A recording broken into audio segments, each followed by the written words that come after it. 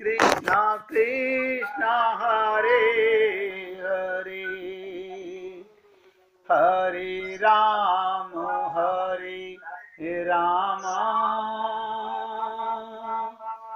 राम राम हरे हरे, हरे कृष्ण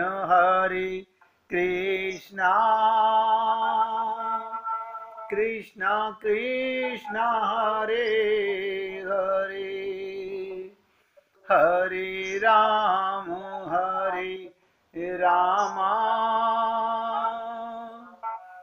राम राम हरे हरे, हरे कृष्ण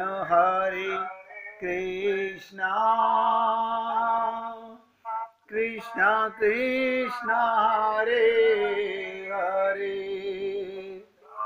हरे राम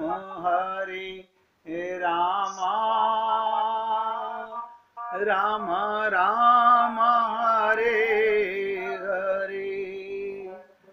सभी पुण्य आत्मा बहुत एकाग्रचित होकर सुनिएगा। आत्मा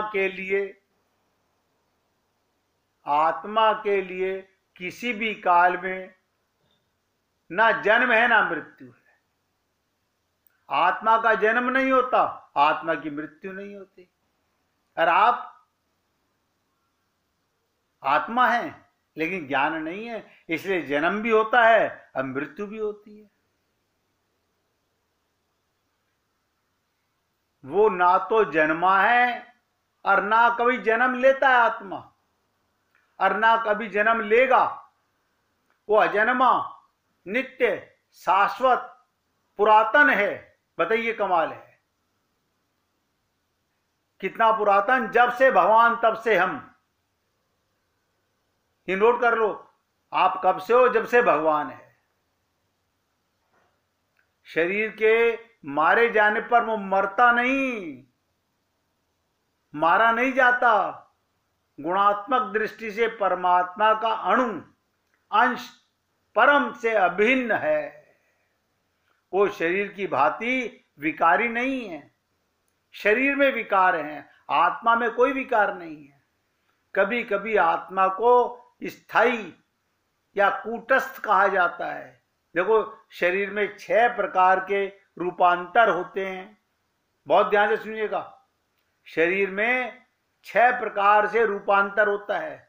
पहले माता के गर्भ से जन्म लेता है बालक, कुछ काल तक रहता है, बढ़ता है, कुछ परिणाम उत्पन्न करता है, धीरे धीरे क्षीण होता है और अंत में समाप्त हो जाता है। परंतु आत्मा में ऐसे परिवर्तन नहीं होते। आत्मा लंबी चौड़ी नहीं, सदा उसी साइज की रहती है। आत्मा अजन्मा है, किंतु चूंकि ये भौतिक शरीर धारण करता है, अतः शरीर जन्म लेता है। आत्मा ना तो जन्म लेती है ना मरती है। जिसका जन्म होता है उसकी मृत्यु भी होती है।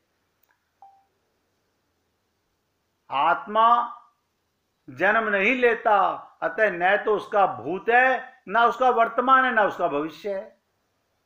आप सोच के देखिएगा, हमारा भूत बहुत खराब था, हमारा वर्तमान तो ठीक है चल रहा है, भविष्य भगवान बहुत अच्छा कर दे। ये सब अज्ञानी लोगों के काम है। ये सब मूर्ख लोगों के काम है। आत्मा का ना भूत होता है, ना वर्तमान होता है, ना भविष्य होता है। वो नित्य, शाश्वत और सनातन होता है। अर्थात उसके जन्म लेने का कोई इतिहास नहीं है। शरीर के प्रभाव में आकर, ध्यान दो, शरीर के प्रभाव में आकर आत्मा के जन्म मरण आदि का इतिहास खोजते रहते हैं। आत्मा शरीर की तरह कभी बूढ़ा नहीं होता।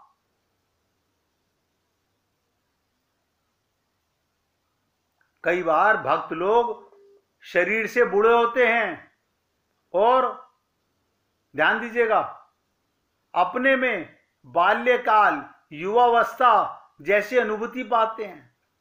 हम बचपन में ऐसे थे, हम जवानी में ऐसे थे, बताओ, आत्मा का कभी बचपन नहीं, कभी जवानी नहीं, कभी बुढ़ापा नहीं। शरीर के परिवर्तनों का आत्मा पर कोई प्रभाव नहीं पड़ता। शरीर की उपसृष्टि संतान है, और उस, ध्यान दे, शरीर से, और वो भी व्यष्टि आत्माएं हैं, और शरीर के कारण वो किसी न किसी की संतानें प्रतीत होती हैं। शरीर की वृद्धि आत्मा की उपस्थिति के कारण होती है। अब देखिए, किसी किसी के घर में बच्चा जीवित ना हो, कोई पालता है? अरे 9 महीने पाला है, अब थोड़े दिन तो पाल लो, 9 महीने बाहर रख लो, क्या हुआ है? तो तुम्हारे पेट से निकला हुआ। नहीं नहीं, ये तो मर गया है। मर कैसे गया? क्या निकल गया इसमें से? वो हमें ज्ञान नहीं है। यानी कितनी अज्ञानता हम लोगों में भरी हुई है। आत्मा शरीर के 6 प्रकार के परिवर्तनों से मुक्त है। शरीर में परिवर्तन आते हैं, आत्मा में कोई परिवर्तन नहीं आता।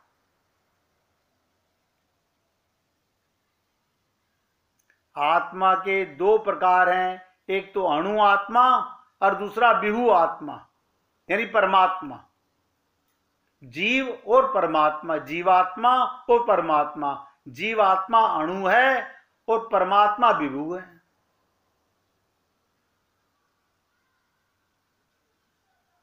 और देखिएगा, दोनों ही आपके शरीर में अणु आत्मा भी है और परमात्मा भी है, दोनों विद्यमान हैं। शरीर रूपी उस वृक्ष में दोनों बैठे में एक डाली पर।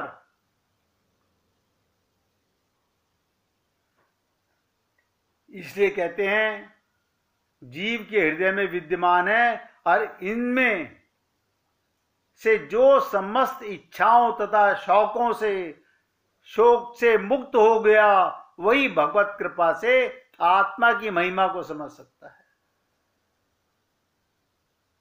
हमारे गुरुदेव ने तो एक शेर लिख दिया, बहुत तरसाया तुझे तेरी हसरतों ने। देखो, भगवान को पाने की इच्छा भी इच्छा ही तो है, यह भी पाप है। कितना खुल के बोल रहा हूं, भगवान को पाने की इच्छा भी इच्छा ही है। इच्छा तो कामना है, ये तो पाप है, क्योंकि तू आत्मा तो है ही, परमात्मा तो तुझे मिला हुआ है। अपना पता चलेगा तो सारी इच्छाएं अपने आप समाप्त हो जाएंगी। लेकिन नहीं, ऐसा है, ये इच्छा तो करनी पड़ती है। अब हम तीर्थों में जाएंगे तो कुछ तो इच्छा करेंगे ना। मतलब इंसान लकीर का फकीर हो चुका है, वही समझना भी नहीं चाहता।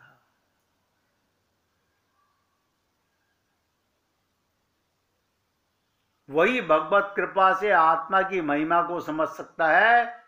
कृष्ण परमात्मा से ही उद्गम है। अर्जुन अणु आत्मा के समान है। पूरी गीता में एक अणु और एक विभु दोनों की चर्चा है। अर्जुन कौन?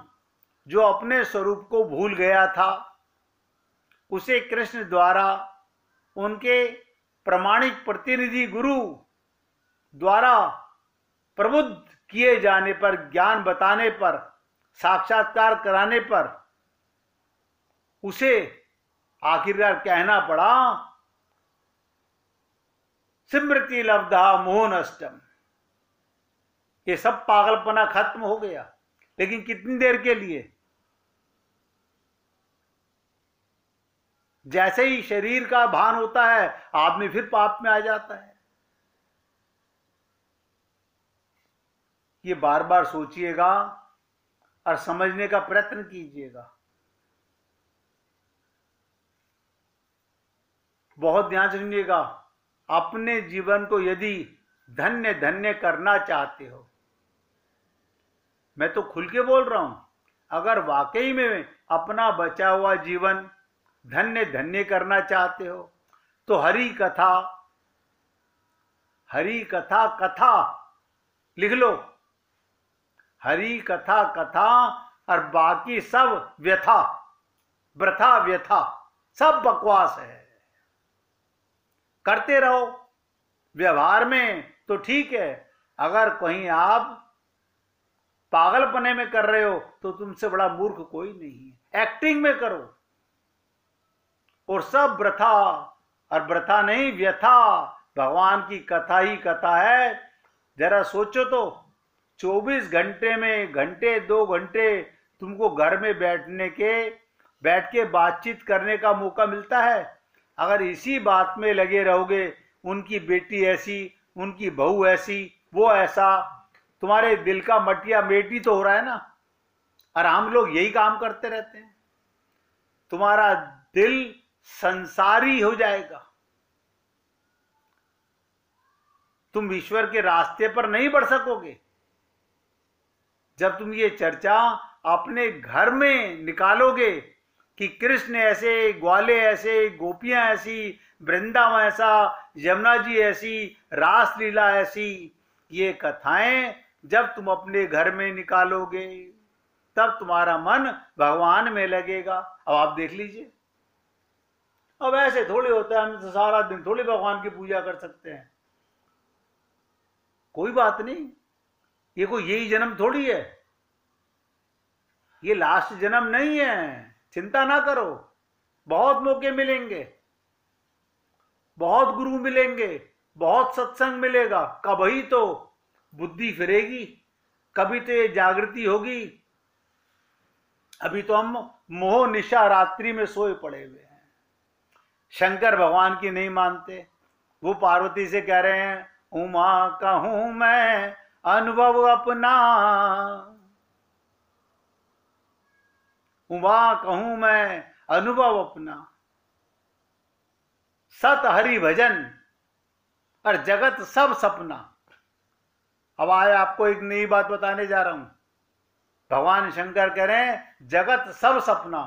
जब तक जगत की बातें करोगे, इसका मतलब आप सपनों की बातें करते हो। अब जब बात करो तो गृहवान में झांक के देखना, ओहो सपना बता रहा हूं इन्हें मैं, ये सब सपने ही हैं। आंख बंद, खेला खत्म, सपने खत्म। कौन किसका बेटा, कौन किसकी बेटी, कौन किसकी मां, कौन किसका पति, किसकी पत्नी, सब सपने के समान है।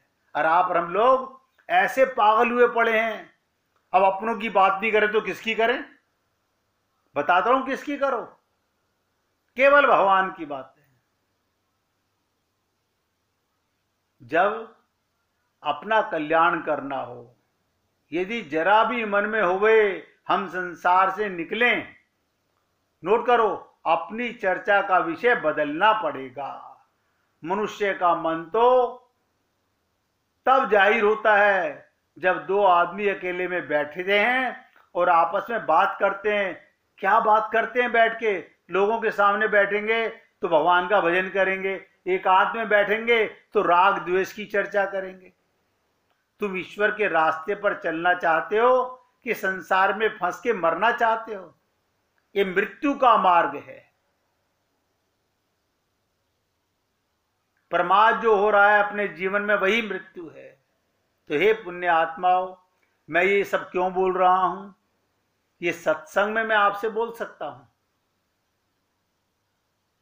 इतने कटु शब्द बिना सत्संग के मैं भी नहीं बोल सकता। ये गोपियां आपस में, भाई इतना समझ लो, ये गोपियां आपस में किसकी चर्चा करती हैं? कृष्ण की। गोपियों ने जो कृष्ण कथा की, वो कथा करो। गोपियों की कथा कृष्ण की कथा के समान है। और जो उसको सुनता है, उसे पढ़ता है, आपस में उसकी चर्चा करता है, उसके बारे में सोचता है, वो तीनों लोकों को पवित्र करता है। अब आप सोच लीजिए, कहते ना उसकी 7 पुश्तें तर जाती हैं। लेकिन अब हम तो अपने को तो उतार कर लें पहले।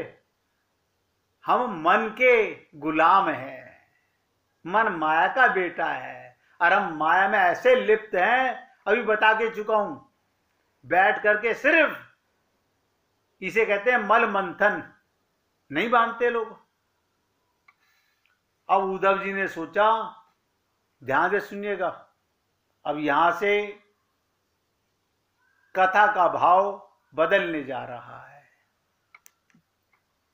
क्योंकि उद्धव जी प्रेम में पग चुके हैं। उनके रोम रोम में गोपियों की कथा भर चुकी है।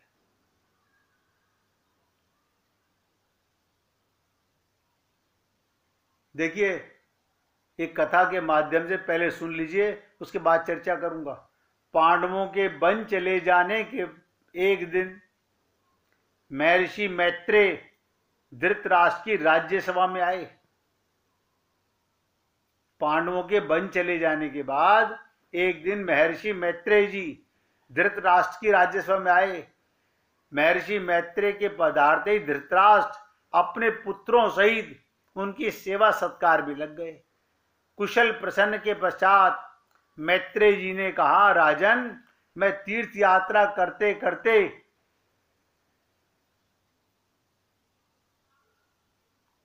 क्रुजांगल देश में गया। वहां संयोगवश काम्यक वन में धर्मराज युधिष्ठिर से मेरी भेंट हुई। ये मैत्रेय जी बता रहे हैं। वे आजकल जटा और मृग छाला धारण किए तपोवन में निवास कर रहे हैं और उनके दर्शन के लिए किसकी तारीफ कर रहे हैं? सोचिए, युधिष्ठिर की। और क्या कह रहे हैं? उनके दर्शन के लिए बड़े बड़े ऋषि मुनि आते हैं। धृतराष्ट्र, मैंने वहीं ये सुना कि तुम्हारे पुत्रों ने अज्ञानवश जुआ खेलकर उनके साथ अन्याय किया, इसलिए वहां से मैं तुम्हारे पास आया हूं। क्यों आया हूं तुम्हारे पास? क्योंकि मैं तुम पर सदा से स्नेह और प्रेम रखता हूं। आप हम लोगों के जीवन में कोई गुरु आता है तो कैसी कृपा करता है आप नहीं जानते। बोले, राजन, तुम्हारी सभा में तुम्हारे सामने जो अन्याय कार्य हुआ है उससे ऋषि मुनियों के समाज में तुम्हारी बड़ी हठी हो रही है, हेटी हो रही है, बदनामी हो रही है। अब समझ जाओ। इसके बाद दुर्योधन की और मुंह फेर के फिर कहा ऋषि ने, बेटा दुर्योधन, मैं तुम्हारे हित की बात कह रहा हूं, तुम तनिक समझदारी से काम लो। पांडवों का, कुरुवंशियों का, सारी प्रजा का, तुम्हारा भी हित तथा प्रिय इसी में है कि तुम पांडवों से द्रोह मत करो। ये सब के सब वीर योद्धा, बलवान, सत्य प्रतिज्ञ, आत्माभिमान और राक्षसों के शत्रु हैं। उनके हाथों बड़े बड़े राक्षसों का नाश होने वाला है। और हिडिंब, बक, किमीर आदि राक्षसों को उन्होंने मार भी डाला है। जिस समय महर्षि मैत्रेय इस प्रकार कह रहे थे, ध्यान दीजिएगा, उस समय दुर्योधन मुस्कुराकर पैर से जमीन कुरेदते हुए, आप हम लोग भी मन ही मन कुरेदते रहते हैं अंदर से, ऐसे थोड़ी होगा, इतना पैसा कमाया, इसका मजा कौन लेगा। नहीं मानते, जमीन कुरेदने लगा और अपनी सूंड के समान जांग पर हाथ से ताल ठोकने लगा दुर्योधन। दुर्योधन की उदंडता देखकर मैत्रेय जी ने उसको श्राप दिया, मूर्ख दुर्योधन, तू मेरा तिरस्कार करता है, अब मेरी बात नहीं मानता। ले तू इस अभिमान का फल चख। मेरे इस द्रोह के कारण कौरवों पांडवों में घोर युद्ध होगा, उसमें भीमसेन गदा की चोट से तेरी यही जांग तोड़ेंगे जिस पर आज तू ताल ठोक रहा है। महर्षि मैत्रेय के ऐसा कहने पर धृतराष्ट्र उनके चरणों में गिर गया, उन्होंने विनय करने लगा। उन्होंने कहा, भगवान, ऐसी कृपा कीजिए जिससे वो श्राप ना लगे। तो मैत्रेय जी ने कहा, राजन, यदि तुम्हारा पुत्र पांडवों से मेल कर लेगा तब तो मेरा श्राप नहीं लगेगा, नहीं तो अवश्य लगेगा। अंततः हुआ वही। भीम ने अपनी गदा प्रहार से दुर्योधन की जंगा तोड़ डाली। इस प्रकार उसे महापुरुष को तिरस्कार का दंड भोगना पड़ा। और आप भगवान की कृपा को तिरस्कार कर रहे हो, आपको पता नहीं चल रहा। हम सब ने घरों में मंदिर बना रखे हैं और अंदर बैठे हुए भगवान का हम तिरस्कार कर रहे हैं। आपको पता भी नहीं चलेगा इस बात का कि हम कैसे तिरस्कार करते हैं। आप देख लो, अपने मन में झांक के देख लो, आप भगवान का आदर कर रहे हो, तिरस्कार कर रहे हो। गुरु ने कहा इस देह में हरि मिलत है, हम हरि से मिलना चाह रहे हैं, संसार से मिलना चाह रहे हैं? अपने आप से विचार कर लो। संसार की सेवा के लिए भेजा, हरि की प्राप्ति के लिए भेजा, हम कर क्या रहे हैं? संसार से मिलने में उदंड हैं, भगवान से मिलने में कातर हैं। ये अपमान नहीं भगवान का, तो और हम क्या कर रहे हैं? इसलिए बहुत ध्यान से सुनिएगा जो बात अब आपको आगे बताने जा रहा हूं, क्योंकि ये सब बातें सुनने समझने की हैं। अब उद्धव जी ने सोचा चलें मथुरा। देखो, इसमें एक बढ़िया बात है, उन्होंने चुपचाप गोपियों से पूछ लिया कि गोपियों यानी गुरु से पूछ लिया हम जाएं। गोपियों ने कहा उद्धव जी, तुम्हारे रहने से तो कृष्ण की बहुत चर्चा होती है, हम भी सुनती हैं और तुम भी सुनाते हो, काहे को जाते हो? यहीं रहो ना, यहीं रहो। बड़ा कठिन है गुरु के पास रहना। लोग तो ये सोचते हैं कब मौका लगे, ये उठे तो मैं उठूं, ये उठे तो मैं उठूं, ये उठे तो मैं उठूं। इशारा करते रहते हैं एक दूसरे को, चल उठना, मैसेज कर देते हैं, अब कब तक बैठा रहेगा? क्योंकि चाहना नहीं है भगवान के प्रेम की। 1 मिनट कीर्तन कीजिए, फिर चर्चा करेंगे। श्री